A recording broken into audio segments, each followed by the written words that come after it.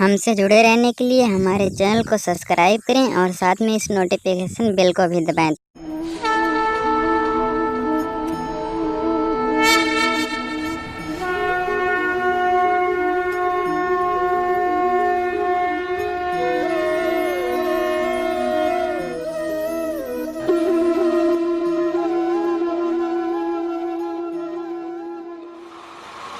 भगत जी कहने लगा, अब आपको जिंदा जागता उदाहरण दिखाता हूँ। हम एक जगह सत्संग कर रहे थे, वहां एक भक्त का दान पात्र में एक पत्र मिला। उसने क्या बताया, अब आपके आगे पढ़ कर सुना दूं। अब जब तक हमें परम संत नहीं मिलेंगे तब तक हम अपनी अपनी अटकलों में अटके रहेंगे।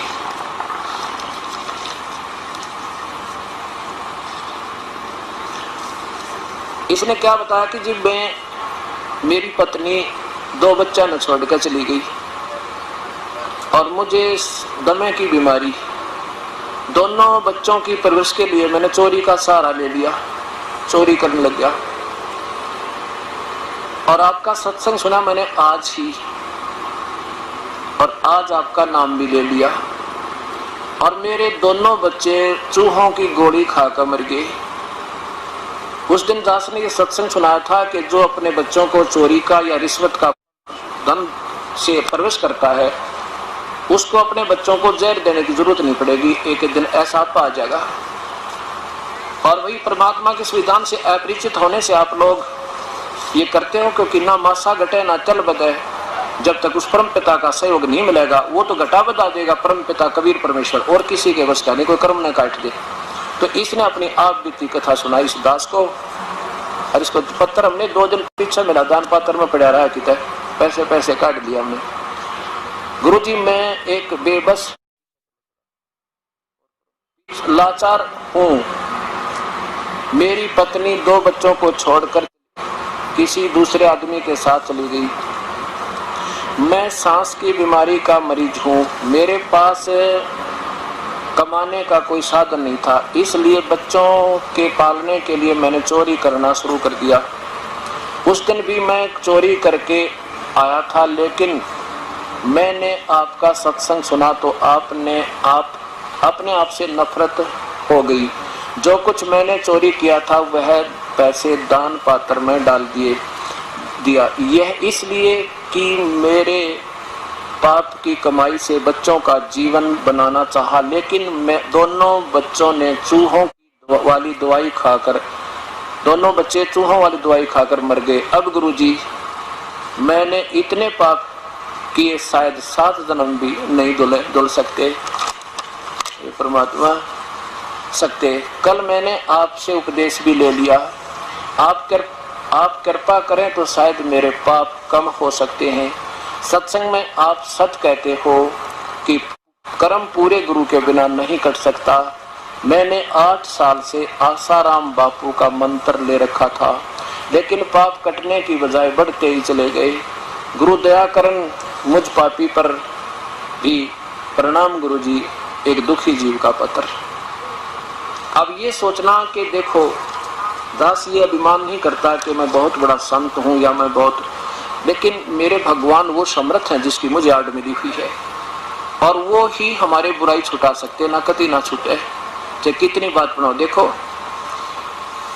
एक राजा की रानी ने नाम ले रखा है गुरुदेव का, और जब लड़की उसकी पत्नी ने पता लग गया कि ये भक्ति करे बिना बात बिगड़ जाएगी, ये 2 दिन का राजा अपनी कमाई खा रहा है और अगले जन्म में ये पशु बनेगा, जो नाम नहीं लिया था। तो वह रोज प्रेरणा करती, आप नाम ले लो जी, आप नाम ले लो जी, बहुत बढ़िया बात है, भक्ति तो करनी चाहिए। लेकिन वो ने सोचा है, वो ने कहा मैं रोज भक्ति करने लग रहा है, सुबह उठते अपना मंत्र करता हूँ, भाई जाप करो जी सा भगवान, हरे राम करूँ, और के नाम लिया करें। गुरु जी क्या होता है?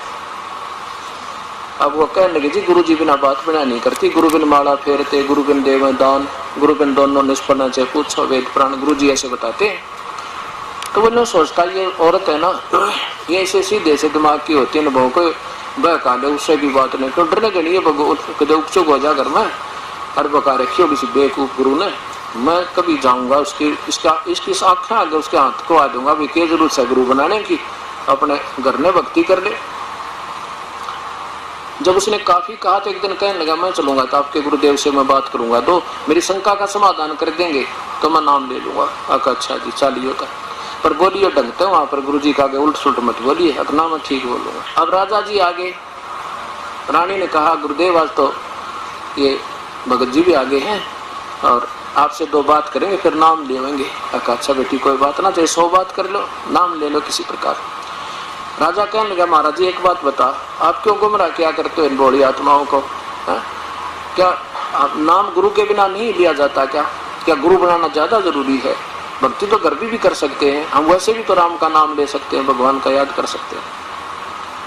अब गुरु जी ने सोचा आज तो ये कति नाराज होकर है, और जब मैं इसको समझाना चाहूंगा कति उल्टा पड़ेगा, मानने को नहीं। फिर राजा भाई ना तो ये सुना नहीं करते राजा लोग। कहने लगे महाराज जी मैं आज तो इतना व्यस्त हूँ, संगत ज्यादा है, आपकी प्रश्न का उत्तर आज नहीं दे सकता, मैं कभी आपके घर आऊंगा, वहाँ प्रेम तो बतलावांगे काफी देर तक। राजा ने सोची और बढ़िया, रानी के सामने इसने फेल कर दूंगा, हाँ, और यार पीछा छोड़ देगी उड़ा जाना, वो तो मानती ना। गुरुजी ने समय नेट कर दिया जी उस दिन आऊंगा मैं, चले गए। अब रानी ने सब मंत्रियों से कह दिया मेरे गुरुजी आओ तो आदर के साथ अंदर ले आना। अच्छा जी। अब राजा बैठा अपने राजगद्दी पे, गुरुजी पहुंच गए, सबने आदर के साथ अंदर ले गए। अब वहां पहुंच कर ऋषि ने कहा संत जी ने, वहां खड़े थे बॉडीगार्ड राजा के, उनसे कहा कि इसको अरेस्ट करो। राजा की तरफ संकेत करता है, उनको आदेश देता है कि इसको अरेस्ट करो। किसको? राजा की तरफ संकेत करता है। अब 2-3 बार कहा तो राजा उसके मुंह का नहीं देखा कि वह सब बेवकूफ संत है, मुझे अरेस्ट कराओ। तब राजा ने बोला कि इसका दिमाग खराब हो गया, दिखा है। राजा बोला कि अरेस्ट करो इसे। उन सैनिकों से कहने की देरी थी, पूरा वाक्य नहीं हुआ था, इतना ऋषि जी पकड़कर 1 फुट उठा दिया जमीन के ऊपर। इंतजार कर रहे हैं कि आगे क्या कहे, इसमें गढ़े या किधर जेल में ठोके। इतने में रानी आएगी। रानी कहने लगी अब क्या कर रहे मेरे गुरुजी के साथ, ऐसी बदतमीजी क्या करते हैं, छोड़ो इनको। अब रानी के कारण तो वह भी ना छोड़ दे, राजा की इंतजार करे। तो संत जी कहने लगे कि राजन मुझे छुड़वाओ, मैं आपके प्रश्न का उत्तर दे रहा हूँ। कौन से उत्तर प्रश्न का? कि आपने जो प्रश्न किया था, क्या गुरुजी के बिना भक्ति नहीं होती?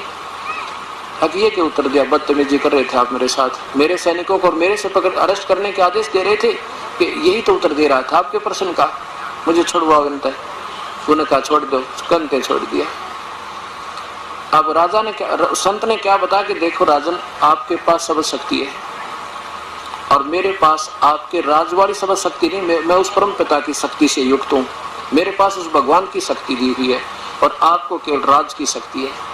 मेरे पास उस भक्ति वाली मार्ग की शक्ति, शब्द शक्ति है मेरी शब्द में, इतनी शक्ति है जैसे मैंने वही शब्द कहे थे कि इसको अरेस्ट कर लो, और ये टस से मस नहीं हुई आपके सैनिक, और वही शब्द आपने कहा था इसे अरेस्ट करो, 2 सेकंड में इसने मुझे पकड़ दिया और आपके कहते छोड़ दिया, और रानी भी कह रही थी तब भी ना छोड़ा। तो आपके शब्द में शक्ति है, मेरी शब्द में, जो मेरे शब्द में शक्ति है, और मैं जो मंत्र दूंगा तुरंत काम करेगा। आप चाहे 100 बार कह लेना किसी को, चाहे नाम भी दे देना, ये नो के नो थारे कति काम नहीं करेंगे, दोषी और होगा। राजा चरणों में गिर गया। कहते हैं समझदार को संकेत बहुत होता है। तो ऐसे परमपिता परमात्मा की भक्ति प्यारी आत्माओं ऐसे बनेगी तो वो धर्मदास प्यारी आत्मा प्रभु के चरणों में गिर गए और भूल गया उस पुराने अधूरे गुरु ने, और ले लिया नाम समर्थ का, उसका बेड़ा पार हुआ। बोलो सतगुरुदेव की जय।